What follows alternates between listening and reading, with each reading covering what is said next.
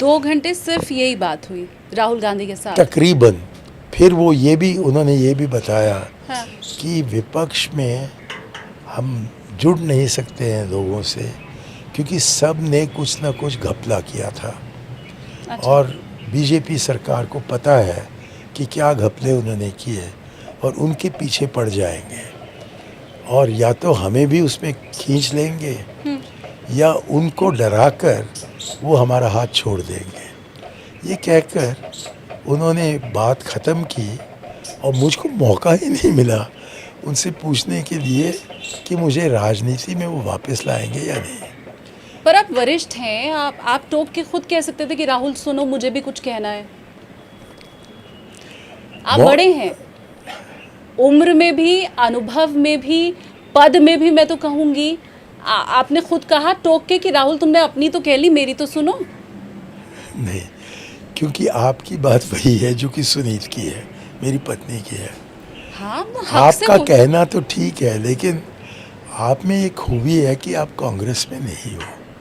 तो कांग्रेस का जो कल्चर है, कांग्रेस की जो संस्कृति है, उसके अंतर्गत ये नहीं देखा जाता कि कौन बुढ़ा है और कौन नौजवान है। पद के तरफ देखते हैं, और पद में जो नेतृत्व संभाल रहा है उसके सामने ऐसी बात नहीं करते हो कि मुझे 1 मिनट अपनी बात कहने की इजाज़त दीजिए। अच्छा, ये क्योंकि पद की बात आई है तो मैं आपको बीच में टोकते हुए एक सवाल ले लूं। जब गांधी परिवार के इतर कोई अध्यक्ष चुना जाना था ही कांग्रेस का, तो जैसे हमने बीजेपी में अभी देखा कि युवा चेहरे को आगे किया गया, नितिन नवीन को आगे किया गया, तो क्या आपको लगता नहीं है कि फिर मल्लिकार्जुन खड़गे की जगह किसी नए और युवा चेहरे को मौका दिया जाना चाहिए था कांग्रेस में? मैं तब तक कांग्रेस से इतना दूर था कि खड़गे जी को चुनने में मैं नज़दीक भी नहीं था। मैं बहुत दूर था, अपने घर में बैठा था। तो मैं कह नहीं सकता हूँ कि किन कारणों से खड़गे जी को दिया गया था। न भूलिए कि खड़गे जी को ये पद देने के पहले उन्होंने अशोक गहलोत से मांग की थी। तो मेरे ख्याल में बुजुर्गता का कोई रोल नहीं था इस मामले में। वो ऐसे व्यक्ति को जोड़ना चाह रहे थे जिसका कोई खास रोल न हो अपने राज्य में, लेकिन जो कि बार बार चुन कर आए हों और जिनको एक पॉलिटिकल हैसियत, एक राजनीतिक हैसियत समझा जा सकता था, एक राजनीतिक शख्सियत समझ सकते थे। और खड़गे साहब तो उन सब मामलों में बहुत ही वरिष्ठ है, बार बार चुन कर आए हैं, और इसलिए उन्होंने तय किया कि उनको बनाएंगे।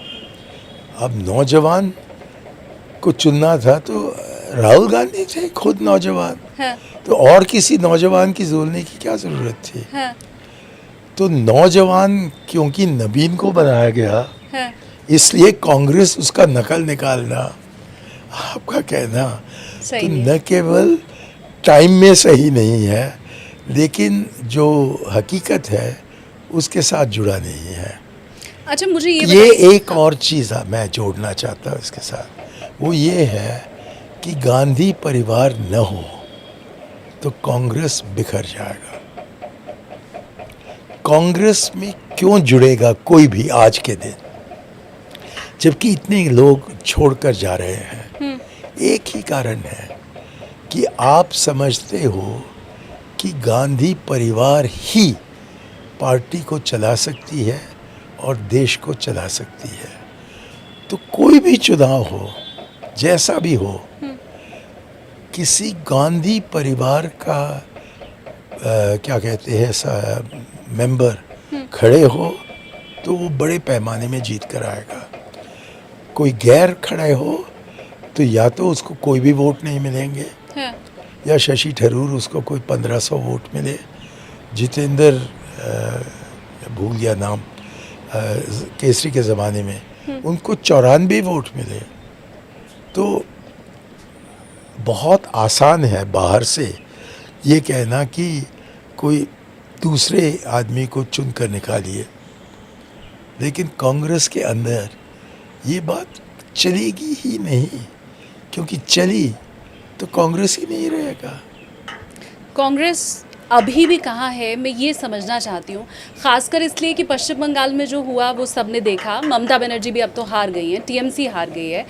आने वाले साल में 2027 में 5 राज्यों में चुनाव है, उसमें एक राज्य तो सबसे बड़ा है उत्तर प्रदेश, फिर उत्तराखंड में है, पंजाब में है, गोवा में है और एक है मणिपुर। 5 राज्यों में चुनाव है, जिनमें 4 में ऑलरेडी बीजेपी है, एक में है आम आदमी पार्टी पंजाब में। तो अब 26 में तो चलो जो हुआ सो हुआ, 27 में कांग्रेस कहाँ है? मैं 27 की तरफ देख ही नहीं रहा हूँ। और मैं एक अय्यर हूँ लेकिन ज्योतिष नहीं हूँ।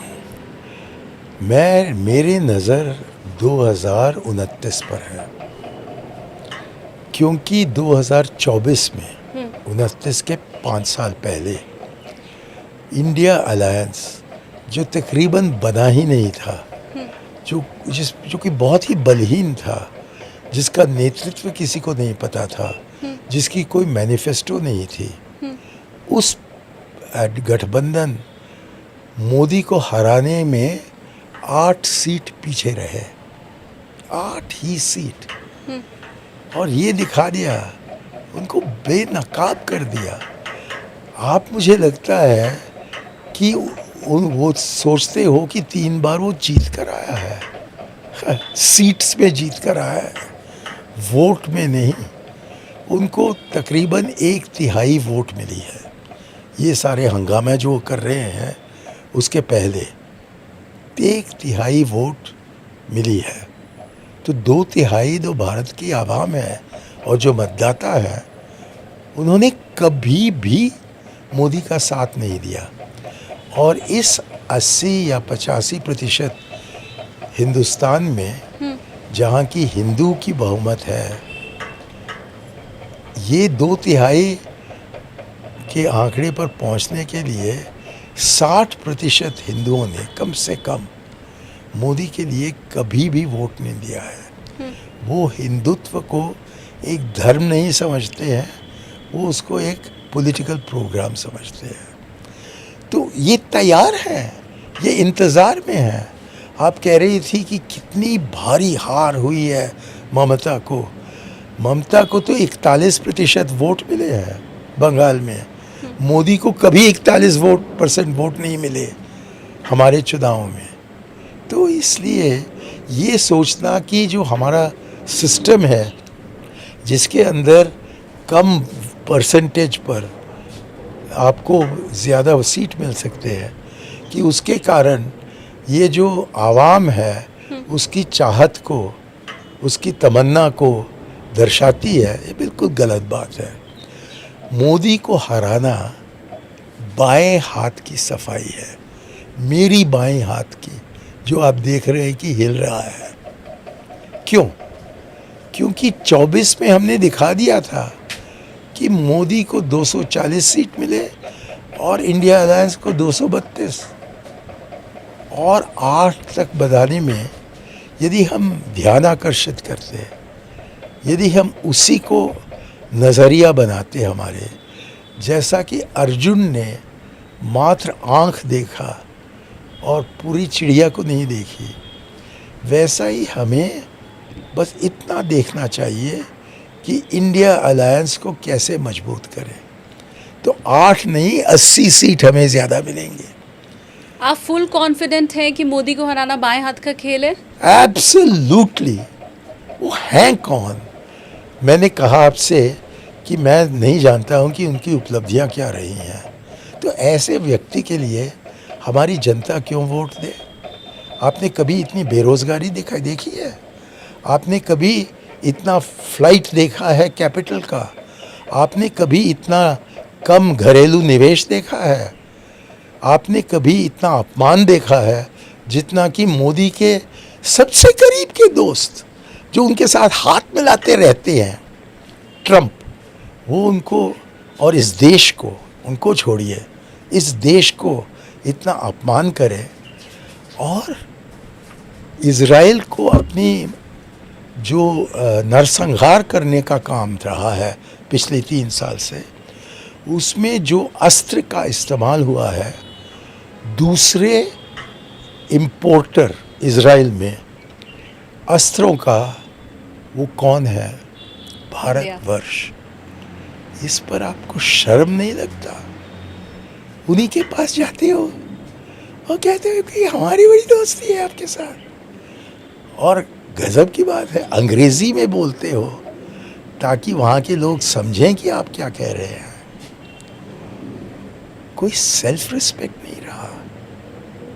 और 2 दिन के अंदर जंग छेड़ा जाता है और 40 वरिष्ठ ईरानी को जान से मारा जाता है। This is not warfare, this is assassination. तो फॉरेन पॉलिसी को ऐसा बना दिया है। पाकिस्तान से तो हिम्मत से क्या कहते हैं, सर्जिकल स्ट्राइक लगाएंगे, लेकिन इतनी हिम्मत नहीं है कि उनके साथ बैठकर रूबरू बात करो। इतनी हिम्मत नहीं है। कहते हो कि terror and talks can not go together, लेकिन टॉक्स तो हुए ही नहीं और टेरर बढ़ते ही गया। तो ये क्या राजनीति है? बांग्लादेश में जाकर जो तनाशाही कर रही हैं उनका मुकम्मल तौर पर साथ देना और फिर हैरान होना कि उनको हराने के लिए पूरी जनता निकली हुई है सड़क पर। ऐसा ही हुआ है नेपाल में। तो जबकि हम अपने पड़ोसियों के साथ अच्छे रिश्ते नहीं बना सकते, जबकि हम पाकिस्तान को एक तरफ छोड़ने के प्रयास में हैं और कोई भी हमारे साथ जुड़ नहीं रहा है। और ये कहकर कि आतंकवाद के साथ जुड़ना बिल्कुल गलत बात है और फिर अफ़गानिस्तान के तालिबान से जाकर दोस्ती करना, हाँ, मुझे बताइए कि इसमें क्या बुद्धि है और क्या मोरालिटी है? लेकिन ईरान इजराइल जो युद्ध चल रहा है, अमेरिका जिसमें शामिल है, उसमें तो भारत का कोई हाथ नहीं है। किनका? भारत का। अमेरिका, ईरान, इजराइल का ये जो पूरा युद्ध चल रहा है, इसमें तो आप क्लीन चिट देंगे मोदी जी को, उनकी विदेश नीति को? उससे क्या लेना देना? क्लीन चिट क्यों? उन्होंने क्या किया है? भारत के लिए क्या मंगवाया है? हम इकलौता है। ज़माने में पंडित जी अकेले थे, लेकिन उन्होंने गुरुदेव रविंद्रनाथ टैगोर की बात सुनी और कहा एकला चलो रे। जबकि वो अकेले चल रहे थे, उन्होंने कभी नहीं कहा कि और कोई है। अब ये मोदी जी और उनके प्रवक्ता कहते रहते हैं कि दुनिया हमारे साथ है। यहाँ तक कि ठरूर्स कहते रहता है कि दुनिया हमारे साथ है। तो गज़ब की बात है कि दुनिया हमारे साथ है, लेकिन अपने लबों को खोलने के लिए तैयार नहीं है। कभी भी भारत की छवि इतनी कम नहीं हुई है जितना कि पिछले 12 साल के दौरान।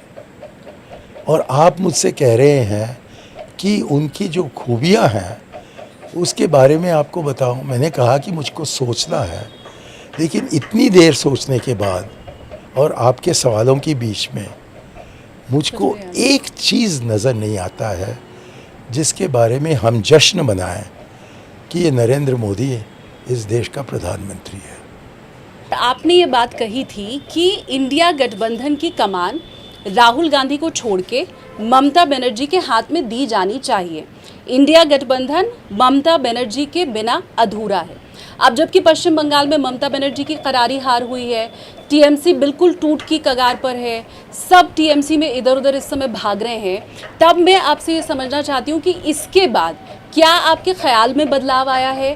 क्या आपको लगता है कि नहीं अब तो ममता बनर्जी काबिल नहीं है, अब ममता बनर्जी के जगह राहुल गांधी को ही इंडिया गठबंधन की कमान संभालनी चाहिए, ये ख्याल आता है?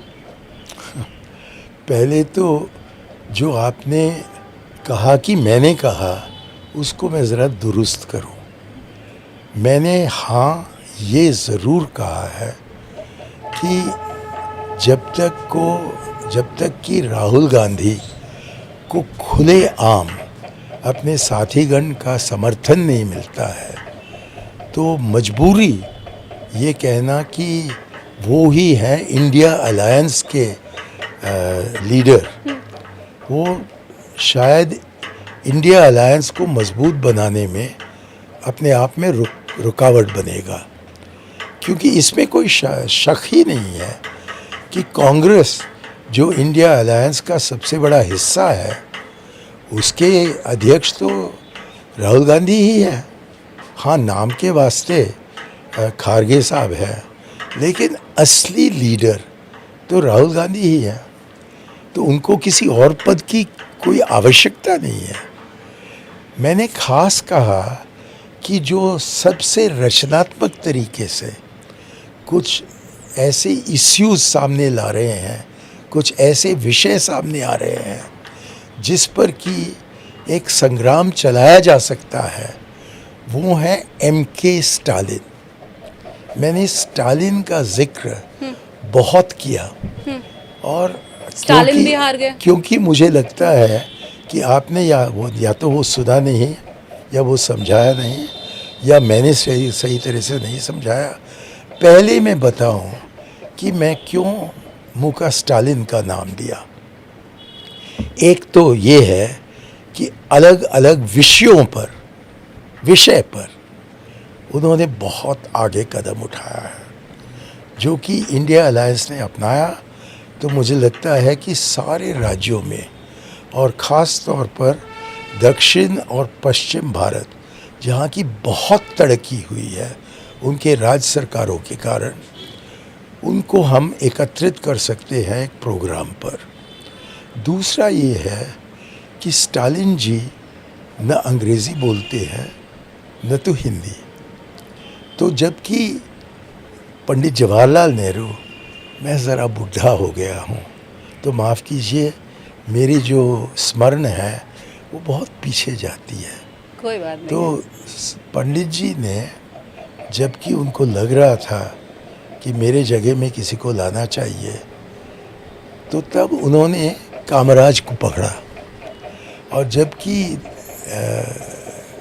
पंडित जी नहीं रहे, तो तब कामराज कांग्रेस प्रेसिडेंट थे और बहुत से लोगों ने उनके पास जाकर कहा कि आप ही बन जाइए प्रधानमंत्री।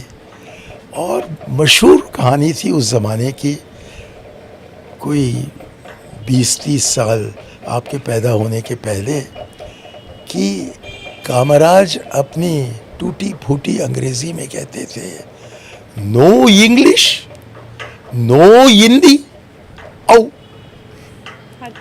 तो स्टालिन जी भी उसी स्थिति में होंगे, no Hindi no English how. तो उनसे क्या डरना है?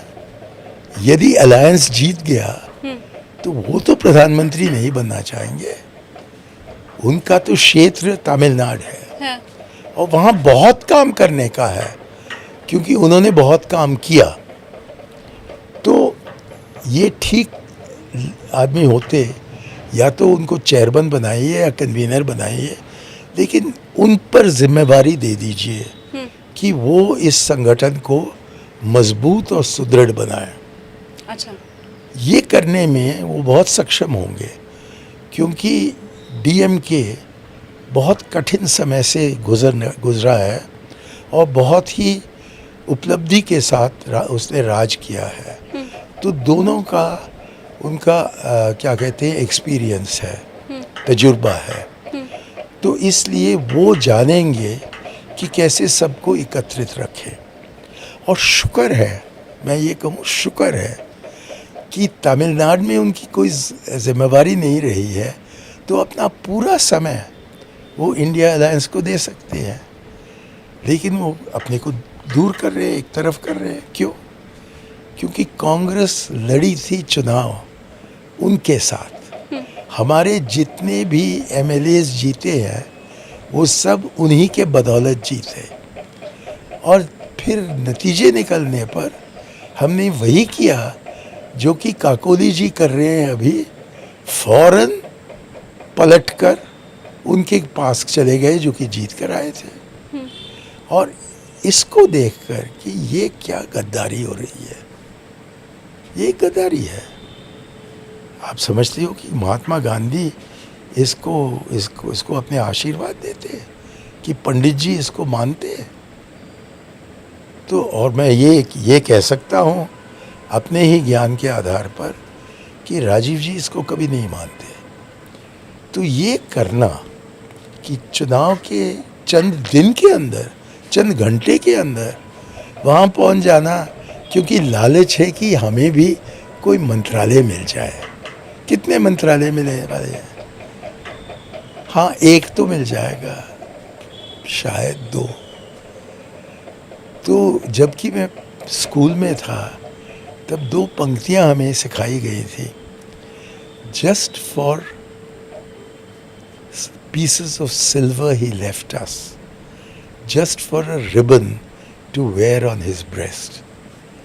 तो एक मंत्रालय के लिए जहाँ की आप बिल्कुल अक़लियत में होंगे, इसके लिए आप उस महान पार्टी को छोड़े जिसने कि आपको बचाया है जयललिता से पूरे 25 साल से।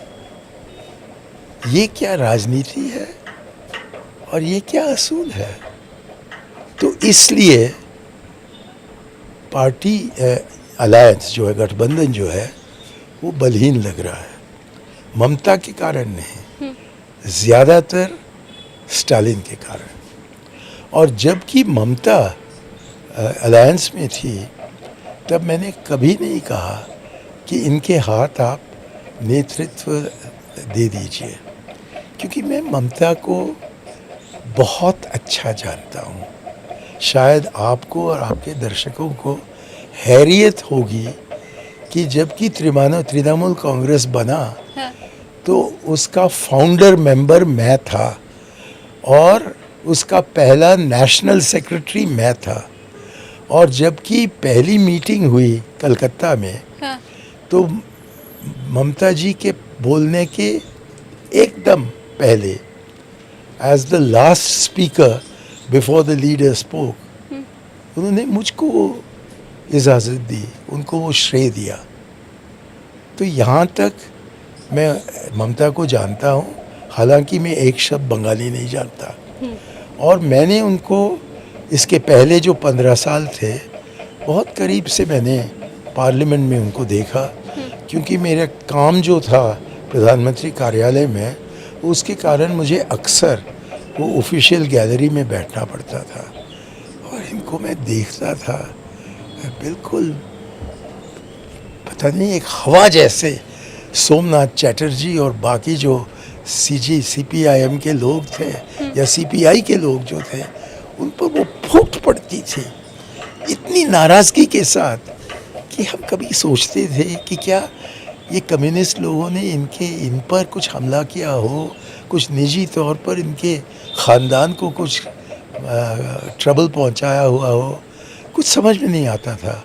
लेकिन उन्होंने खुद मुझसे कहा, जबकि मैं पहले इलेक्शन 1.5 लाख वोट से जीतकर दूसरे इलेक्शन में मैं वही 1.5 लाख वोट से हारा, उन्होंने मुझसे कहा एक दिन सेंट्रल हॉल में, जबकि वो बिल्कुल अकेली तन्हाई में बैठी थी, उस जगह जहाँ की चाय पिलाया जाता है, क्योंकि बाकी पुराने सेंट्रल हॉल में कॉफ़ी मिलना आसान था, लेकिन मैं चाय पसंद करता हूँ, तो इसलिए मैं उनके वहाँ गया।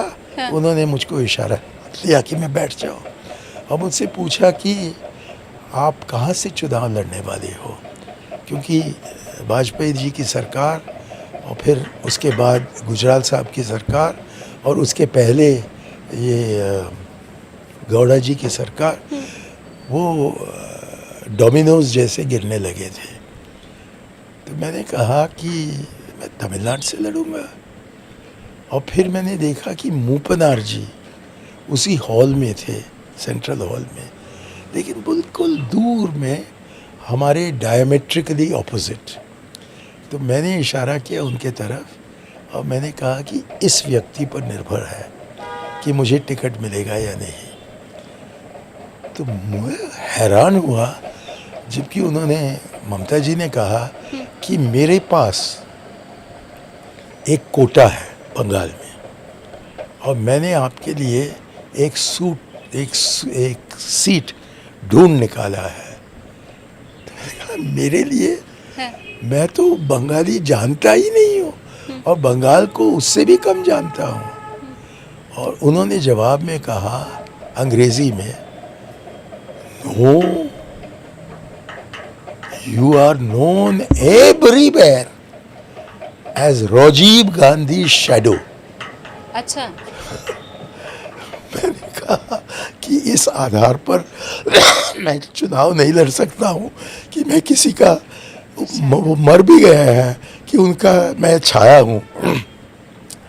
तो मैंने नम्रता के साथ उनसे कहा कि इस पर मैं सोचूंगा और फिर आपको बताऊंगा, और अब तक टिकट बांटने का समय नहीं आया है।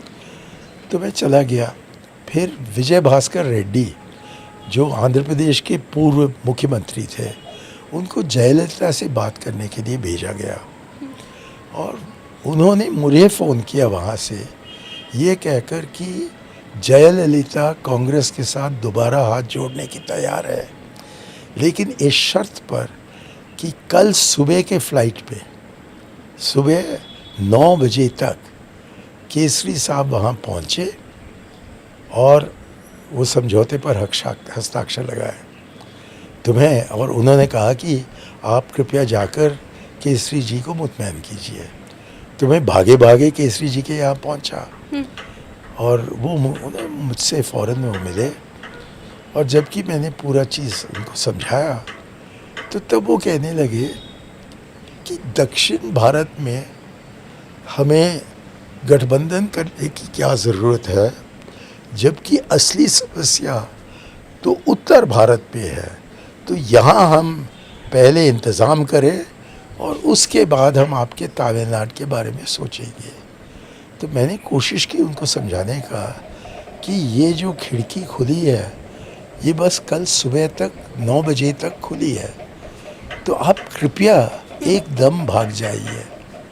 और मेरे समझ में नहीं आया कि कांग्रेस एक देशीय पार्टी ऐसी बात करे कि दक्षिण भारत ये है, उत्तर भारत वो है, कि उत्तर भारत को हमें प्राथमिकता देनी है, कि दक्षिण भारत को अपने आप आ जाएगा हमारे पीछे, जैसा कि एक पूंछ एक कुत्ते के पीछे जाता है।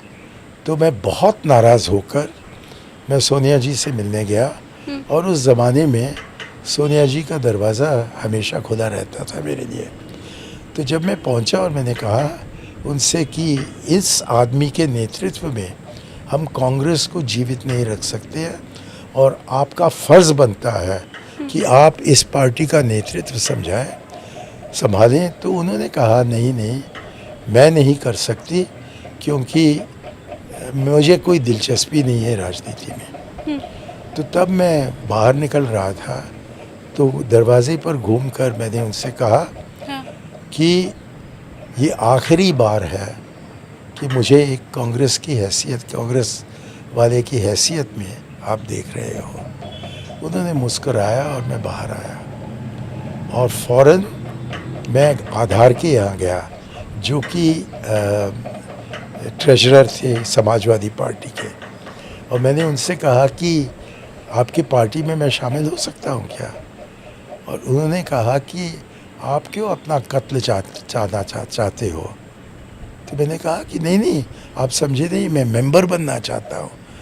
उन्होंने कहा कि आप हमारे मेंबर बन गए तो आपका कत्ल परसों होने वाला है। तो मैंने कहा क्यों? उन्होंने कहा आप अपनी मन की बात बोलते हो, और ये जो पार्टी है यहाँ नेतृत्व तय करता है हर एक कमा और हर एक सेमीकोलन, और उससे आप थोड़ा बहुत भी हटे तो आप खतरे में हो। तो ये पार्टी आप जैसे लोगों के लिए नहीं है। तो मैं ढूंढ रहा था, मैं सोच रहा था कि करूं क्या। चुनाव आने वाला था, तो तब मैं काठमांडू में था कि खबरों में मैंने सुना कि ममता कांग्रेस को छोड़कर कहीं एक टीएमसी पार्टी, तृणमूल कांग्रेस बनाने वाली है। तो मैंने उनको काठमांडू से फ़ोन किया और कहा कि ये खबर सच है क्या? उन्होंने कहा हाँ, आप हमारे साथ आओगे क्या? तो मैंने कहा कि मुझे कुछ समय चाहिए। तो उन्होंने कहा कि मैंने आपको पहले बता दिया है कि बैरकपुर आपके लिए है, क्योंकि आप बंगाली नहीं जानते हो, लेकिन मैं देख चुकी हूँ कि आप हिंदी बहुत अच्छा जानते हो। तो मैंने सोचा कि हाँ, आपके मुकाबले में तो मैं हिंदी अच्छा जानता हूँ, ठीक है। लेकिन वाजपेयी जी के तरफ देखिए, उमा भारती के तरफ देखिए, प्रकाश शास्त्री के तरफ देखिए, और आप देखेंगे, आपको पता लगेगा कि कितनी कमज़ोर है मेरी हिंदी और कितना मुझे इसमें अंग्रेज़ी जोड़ना पड़ता है। तो खैर, ये सब मैंने उनको नहीं कहा, लेकिन उन्होंने कहा कि आप हमारे हैं। मुझे काठमांडू से रियाद जाना था, रियाद के बाद मुझे चेन्नई जाना था। तो जब तक कि मैं कलकत्ता पहुंचा दिसंबर के अंत में, तो तब तक वो इंतज़ार में थी और उन्होंने कहा कि हम आपको उम्मीदवार बना रहे हैं। मैंने कहा कि मत कीजिए, क्योंकि मुझे पहले दार्जिलिंग में, जहाँ की बंगाली नहीं हिंदी बोली जाती है, वहाँ जाना है, क्योंकि दार्जिलिंग समझौता को आखिरी एक रूप देने में मेरा भी कुछ योगदान रहा। और घी सिंह साहब मुझे जानते हैं और उनके कोई लोग नहीं हैं जो कि पार्लियामेंट जा सकते हैं, और क्योंकि वो मेरे बारे में कुछ जानते हैं और जानते हैं कि मेरा हाथ क्या रहा है गोरखालैंड अकॉर्ड में, तो इसलिए शायद वो मान लेंगे। और ममता ने कहा कि खुशी से आप वहाँ जाइए, वहाँ से भी लड़कर आओगे, तो यदि वो माने तो आप तृणमूल के चिन्ह पर लड़िए, नहीं तो आप उन्हीं के चिन्ह पर लड़िए। और फिर उन्होंने इनकार किया, मतलब घी सिंह ने जी। तो इसलिए मैं कलकत्ता वापस आया और मैंने देखा कि मुझे वो कैंडिडेट्स गाड़ी में लगा रही थी। तो मैं बैठा उस कैंडिडेट्स गाड़ी में, हालांकि मैंने माना नहीं था कि मैं कैंडिडेट बनूं। और मेरे भाषण देने के बाद जबकि मैं बैठा, तो एनडीटीवी के तरफ से कोई इशारा मिल रहा था कि मैं उनको एक और इंटरव्यू दूं। पहले ही मैं दे चुका था। तो मैंने इनकार किया, लेकिन सांप जैसे उन्होंने लाउड स्पीकर को सबके लैप्स के ऊपर लगाकर मेरे मुंह तक पहुंचाया, और उस चिट के साथ जिसमें कि लिखा था कि सोनिया जी ने अभी माना है कि वो कांग्रेस में शामिल होगी। अब मैं न जानूं कि किस रास्ते पर मैं निकलूं। ममता बोल रही थी, तो जैसा कि वो बैठी मेरे बगल में, तो मैंने उनसे कहा कि आप जानते हो कि सोनिया कांग्रेस में आ गई हैं? तो उन्होंने कहा हाँ, आप मेरे साथ जीप में चढ़ जाइए। तो जबकि हम मीटिंग ख़त्म होकर बस दौरा करने के लिए निकली, तो मैं उनके साथ खड़ा था, कभी कभी कुछ नमस्कार करता था, कुछ हाथ दिखाता, लेकिन बीच में जब भी हो सके वो मुझसे बात करने लगी। और उन्होंने कहा कि हर हालत में वो तृणमूल को छोड़ने वाली नहीं है, और कि वो मुझको भी हर हालत में छोड़ना नहीं चाहती है। और मुझको आश्वासन दे रही थी जी। कि बैरकपुर में जीतना आपके लिए बाएं हाथ की सफाई है। तो खैर, उस दिन मैंने एक इंटरव्यू दिया इंडियन एक्सप्रेस को, जिसमें कि मैंने अंग्रेज़ी में एक शब्द इस्तेमाल की जिसको कि मुझे इस्तेमाल नहीं करना चाहिए, क्योंकि उसका एक दूसरा मतलब भी बन सकता है। मुझसे पूछा गया था कि क्यों आप कांग्रेस में नहीं आते हो जबकि सोनिया गांधी आ गई हैं। तो मैंने कहा it is a half cock decision, जिसका मतलब बनता है कि बंदूक चलाने के लिए आपको उसकी पूरी कॉकिंग करनी पड़ती है, नहीं तो उसके अंदर जो बुलेट है वो सही जगह पर नहीं जा पहुंचेगी। तो मेरा ये कहना था कि क्योंकि उन्होंने सही कॉकिंग नहीं की थी, इसलिए बुलेट तो निकल रहा था जहाँ की जाना था, लेकिन कहीं और जाकर वो लगा गए, क्योंकि केसरी जी पार्टी के प्रेसिडेंट रहे। तो तब मुझे दिल्ली वापस आना था, क्योंकि मेरी 25वीं शादी की शताब्दी उसी जनवरी 14 को होने वाली। तो आपके उस बयान का गलत मतलब निकाला गया? तो जब मैं यहाँ पहुँचा, तो जॉर्ज ने मुझे फ़ोन किया। जॉर्ज को तो कम से कम जानते हो। हाँ हाँ, जॉर्ज तो फर्नांडिस। जॉर्ज ने मुझे फ़ोन किया और कहा कि आप क्यों सोनिया जी से मिलने के लिए मांग नहीं कर रहे हो। तो मैंने कहा उनको मुझसे मिलना हो तो वो मांग करें। जॉर्ज ने कहा कि ऐसा नहीं होता है, तुम्हें मांगना चाहिए। तो मैंने कहा चाहिए, मैं मांग रहा हूँ। उन्होंने कहा फ़ौरन आ जाओ। तो मैं पहुँचा। ये कब की बात है? ईयर क्या है? ये जनवरी 1998 है और 14 जनवरी के पहले, क्योंकि 14 जनवरी को मैं 25वीं वर्षगांठ जो मेरी शादी की थी उसको मनाने वाला था। तो सोनिया जी ने मुझसे कहा कि बाकी सब ठीक है, लेकिन आप जानते हो ना कि जिस शब्द का इस्तेमाल तुमने किया उसका दूसरा भी मायना होता है। तो तब मुझे पता लगा कि हाँ, दूसरा मायना भी होता है। तो मैंने फ़ौरन माफ़ी मांगी। उन्होंने भी इसको कुछ खास नहीं कहा। मैं 1 मिनट रोक रही हूँ सर आपको यहाँ पे, क्योंकि आपने कहा ये आपका इंग्लिश का बयान था। कई बार ऐसा हुआ है जब आपने कहा है कि मेरी हिंदी कमज़ोर है इसलिए मेरे बयान का गलत मतलब निकाला गया, लेकिन ये आपका अंग्रेज़ी का बयान था। बिल्कुल इसके भी गलत मायने निकाले गए। नहीं, गलत मायने नहीं, डबल। सही डबल मायना निकाला जा सकता था। हाँ। और जबकि सोनिया ने इस पर इशारा दिया तो फ़ौरन में मान चुका और मैंने उन्हीं को मौके पर ही अपनी जो रिग्रेट्स थे, मुझको जो माफ़ी मांगना था वो मैंने मांगा और उन्होंने इस विषय को छोड़ दिया और मुझसे कहा कि अब मैं वापस आ गई हूँ तो आप कब जुड़ेंगे वापस। तो मैंने कहा कि आप तो आ गई हैं, लेकिन आप कांग्रेस में नहीं जुड़े हो, आप तो केसरी कांग्रेस में जुड़े हो। और नाराज़ होकर उन्होंने कहा कि एक ही कांग्रेस है, कोई केसरी कांग्रेस नहीं है। तो मैंने कहा कि मैं तो राजीव जी के नेतृत्व में कांग्रेस में आया था, वो कभी ऐसे दक्षिण और उत्तर की बात करते क्या। तो ये वाकई भारतीय देशीय कांग्रेस, हाँ। राष्ट्रीय कांग्रेस के प्रेसिडेंट कैसे बन सकते हैं जबकि उत्तर भारत दक्षिण की बात करते हैं। दूसरा मैंने कहा कि राजीव जी का जो सबसे मुख्य प्लेटफॉर्म था डोमेस्टिकली, घरेलू, वो था पंचायती राज।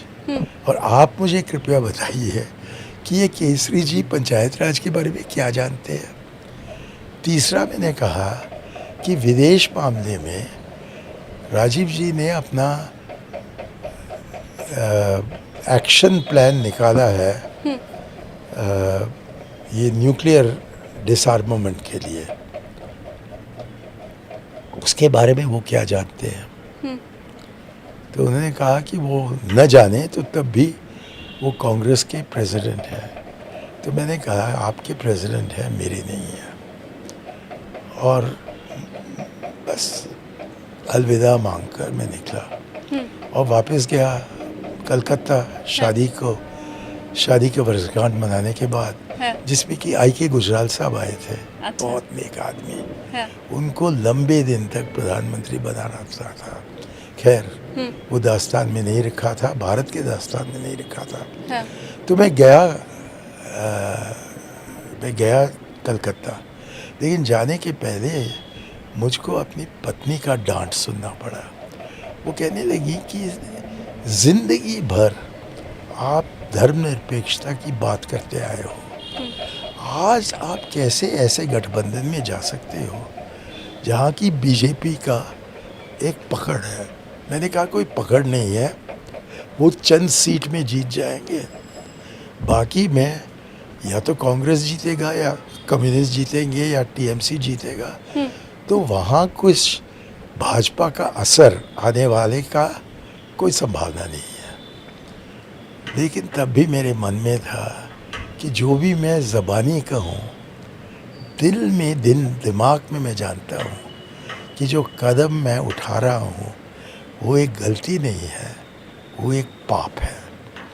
तो जब मैं कलकत्ता पहुँचा तो मैं बहुत खुश हुआ कि ममता बहुत नाराज़ थी बीजेपी से, क्योंकि उन्होंने अपने उम्मीदवार को जता दिया था बिना ममता से राय मशवरा करने का।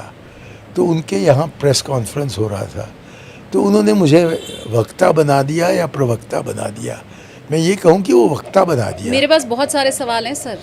हाँ पूछिए। नहीं, नहीं, आप पूछिए, कंप्लीट पूछिए। कीजिए, आप नहीं, कंप्लीट। ये आपका इंटरव्यू है। नहीं सर, आप कंप्लीट तो कीजिए। नहीं, बात तो मैं जल्दी से कह दूं हाँ।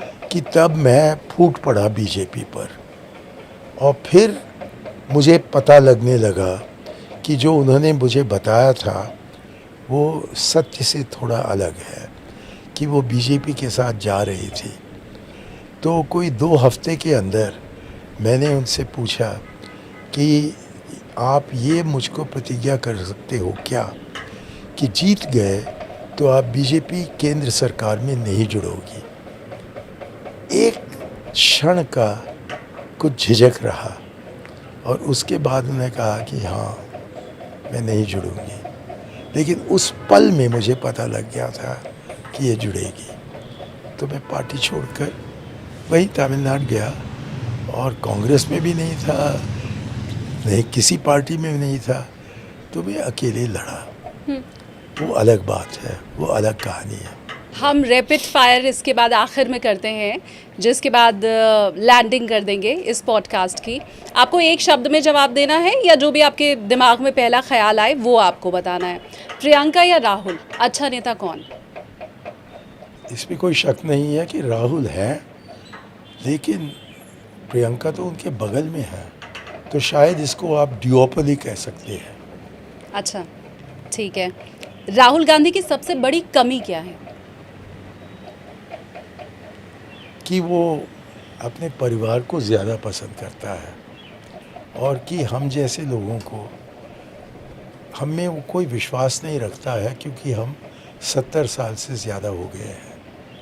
हालांकि उनको पता है कि जबकि हम भी नौजवान थे और उनके पिताजी भी नौजवान थे, हमने कोशिश की इस देश को संभालने का, तो हमसे कम से कम राय मशवरा तो करें। हमें दूर रखने की क्या ज़रूरत है? हम क्या उनके पैर पर अपना पैर लगाएंगे? हरगिज़ नहीं। हम तो बड़े अदब के साथ उनसे बात करेंगे, लेकिन वो चाहते नहीं है, तो हम क्या कर सकते हैं? प्रियंका गांधी की सबसे बड़ी कमी? कमी ये है कि वो उत्तर प्रदेश में उन्होंने अपना कर्तव्य शुरू किया, राजनीतिक कर्तव्य, लेकिन फिर उसको छोड़ दिया। वो वहीं जुड़े रहती तो आज की कांग्रेस की हालत उत्तर प्रदेश में, जो कि सबसे डिसाइसिव स्टेट है इंडिया का, वहाँ इतनी बुरी नहीं होती जो कि आज है।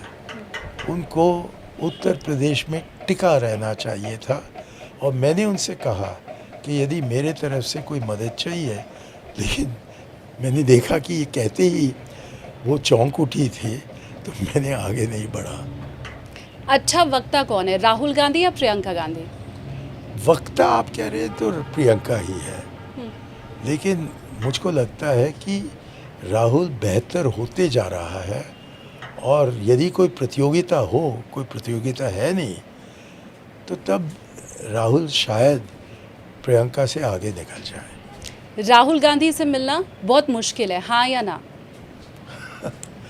कतई ना, कतई हाँ। मुश्किल है, बहुत मुश्किल है, असंभव है, ख़ास तौर पर मेरे जैसे 80 साल से ज़्यादा उम्र के लोग। जो यंग है उनके लिए भी मुश्किल है। मैं आपको बताऊं, हमने अहमद पटेल जी की बेटी का पॉडकास्ट किया था, मुमताज़ पटेल का, तो उन्होंने हमें ये कहा कि प्रधानमंत्री नरेंद्र मोदी से मिलना आसान है, राहुल गांधी से मिलना मुश्किल है। तो जो यंग लोग हैं वो भी वही फील कर रहे हैं जो आप फील करते हैं।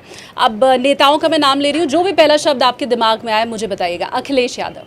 बहुत अच्छे, बहुत, उन पर मैं भरोसा रखता हूँ मुकम्मल तौर पर कि वो मोदी को अगले इलेक्शन में, शायद 27 में, लेकिन इंडिया अलायंस बने तो ज़रूरी 29 में, वो मोदी जी को उत्तर प्रदेश में हराएंगे, और जो उत्तर प्रदेश में हारता है वो भारतवर्ष में हारता है। अमित शाह। अमित शाह,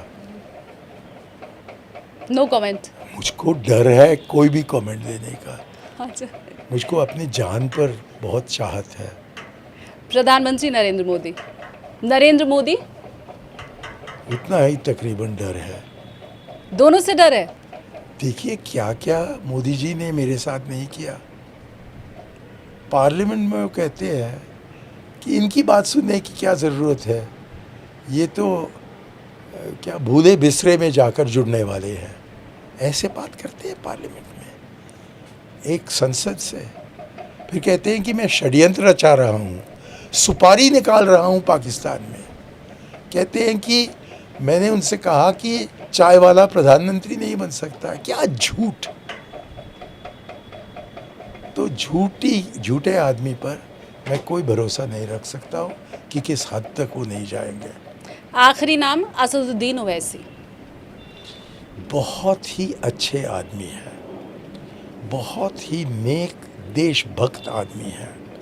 मैं उनके साथ पाकिस्तान का दौरा मैंने किया और वहाँ पाकिस्तान में जिस तरीके से उन्होंने खुलेआम टेलीविज़न पर पाकिस्तानियों को डांटा, कहा कि तुम्हारे कारण ही हमारी हालत ऐसी है हिंदुस्तान में, तुमने गद्दारी की है, भारत के साथ आपको जुड़ा रहना चाहिए था, ये सब का गवाह मैं ही हूँ। तो बहुत अच्छे आदमी हैं। और क्योंकि वो पहले पार्लियामेंट में आए थे तो मुझसे बात करते थे सेंट्रल हॉल में कि जो पॉइंट्स उनको कहना है अपने अगले भाषण में वो सही है या नहीं। मैं उनकी ड्राफ्टिंग का कुछ करेक्शन करता था। वो उर्दू बहुत अच्छा बोलते हैं, लेकिन उससे भी बेहतर उनकी अंग्रेज़ी है। तो हमारी बड़ी सहमति बनी। लेकिन हाल में मुझे लगता है कि वो इतना दुष्ट कांग्रेस को समझते हैं कि कांग्रेस के साथ कोई रिश्ता नहीं रखना चाहते। वो समझते हैं कि कांग्रेस ने उनका अपमान किया है और ये नहीं मानते कि कांग्रेस को मुझको एक तरफ किया है, तो मैं उनसे बात करने की कोशिश करूं तो लाइन पर कभी नहीं आते। तो मैं उनके घर पहुंच गया और वो वहाँ थे। सुबह का कोई 11 बजे था और उनके चपरासी आते हैं या कोई नौकर आता है और कहता है कि साहब सोए हुए हैं। कहा कि 11 बज रहा है, कहाँ सोए हुए हैं? तो मैंने कहा कि नहीं, वो सोए हुए हैं। कल रात को बहुत देर तक उनकी चर्चा चली थी, कुछ पॉलिटिकल चीज़। तो मैंने कहा कि उनसे कहिए कि मणिशंकर अय्यर उनसे मिलने के लिए आया था और जब भी वो मुझे बुलाए मैं आ जाऊंगा अपने पॉडकास्ट के सिलसिले में। अच्छा। लेकिन वो मिले नहीं और मुझे लगता है कि बजाय अपनी ही कौम को बढ़ावा देने के लिए वो उनको दोष पहुंचा रहा है, क्योंकि जो वोट एकत्रित होना चाहिए मोदी जी के खिलाफ वो बीजेपी की बी टीम नहीं है, लेकिन उनके जो आज़ादी से लड़ने का और अकेले लड़ने का तरीका है, उससे भाजपा को ही फ़ायदा मिलती है और सेक्युलर फोर्सेस को नहीं मिलती है। इतना मैं उनसे कहना चाहता हूँ। आपके प्रोग्राम के कारण वो मुझसे मिले तो बड़ी खुशी होगी। मेरी भी गुजारिश है असदुद्दीन ओवैसी साहब तक अगर ये आवाज़ पहुँचे तो हमें भी इंतज़ार रहेगा आपका और मणिशंकर अय्यर सर का। अगर पॉडकास्ट हो जाता है जिसमें उनकी वाइफ भी हमेशा उनके साथ रहती हैं, तो ये जो तिकड़ी जमेगी वो हम भी देखना चाहेंगे। तो आवाज़ अगर असदुद्दीन ओवैसी सर तक पहुँच रही है तो आप प्लीज़ बात कीजिए और एक पॉडकास्ट कीजिए साथ में। मैं बड़ी गंभीरता के साथ उनको सुनूंगी। तो मैंने अपनी तरफ से तो रिक्वेस्ट डाल दी है सर, अब देखते हैं। मैं अपनी तरफ से बस ओवैसी भाई को ये कहना चाहता हूँ कि मैं तुम्हारा दोस्त हूँ, मैं कोई गैर नहीं हूँ। मुझ में और आप में कोई अंतर नहीं है। मेरा नाम है मणि ओवैसी, आपका नाम है अय्यर। तो हम इकट्ठे हो जाएं जैसा कि हम थे, ये मेरी मांग है। मैं दुआ करें। एक पॉडकास्ट के लिए तो कम से कम हो ही सकते हैं। अब आखिरी, क्योंकि उत्तर प्रदेश में चुनाव है, तो योगी आदित्यनाथ। शुक्र है कि मैं उनको जानता नहीं हूँ, क्योंकि मैं कभी गोरखपुर नहीं गया हूँ, तो मुझको ये सुनने की ज़रूरत नहीं थी कि गोरखपुर में रहना हो तो योगी योनी कहना है। ऐसे व्यक्ति को मैंने कभी सोचा नहीं था कि वो इस दुनिया में हो सकते हैं। उनको थोड़ा बहुत पार्लियामेंट में देखता था, लेकिन वो पीछे बैठे रहते थे और ये योगी क्या कर रहा है इस संसद में, यही मैं सोचता था। लेकिन ये कहने पर पाबंदी थी, क्योंकि एक बार मैंने कहा कि ये साध्वी यहाँ क्या कर रही है उमा भारती के बारे में, और स्पीकर ने मुझको बहुत डांटा। तो ये मैं नहीं कह सकता था, लेकिन मैंने उनको हमेशा नाचीज समझा। जबकि वो उत्तर प्रदेश के मुख्यमंत्री बने और देखा कि योगी का कोई निशान नहीं है, लेकिन जो वो हैं भट्ट या भिष्ट क्या नाम है, उसी का चेहरा है, और कि वो इतने कड़ी तरीके से ख़ास तौर पर मुसलमानों की तरफ देख रहे हैं, तो तब मैं नहीं चाहा कि मैं उनसे मिलूं। Thank you so much sir. मैंने बहुत उल्टे पुल्टे सवाल भी पूछे, आपके वो पुराने बयान जिनमें हमेशा मुझे लगता है टर्बुलेंस आ ही जाता है जब पूछो या छेड़ो, पर आपने बहुत शांति के साथ, बहुत गंभीरता के साथ मेरे हर सवाल का जवाब दिया। जब मैंने कुछ उल्टे सवाल पूछे तब भी टर्बुलेंस नहीं आया, क्रैश लैंडिंग नहीं हुई आज हमारे इस पॉडकास्ट की। बहुत धन्यवाद सर। और शायद इसीलिए लोग कहते हैं कि आप बहुत इंटेलेक्चुअल किस्म के हैं, आपसे जब बात करो तो बहुत ज्ञान भरी बातें सुनने को मिलती हैं, तो मैंने वो महसूस किया हमने जितनी देर भी बात की। बहुत धन्यवाद आपका सर। धन्यवाद आपका। Thank you. जय हिंद। जय हिंद।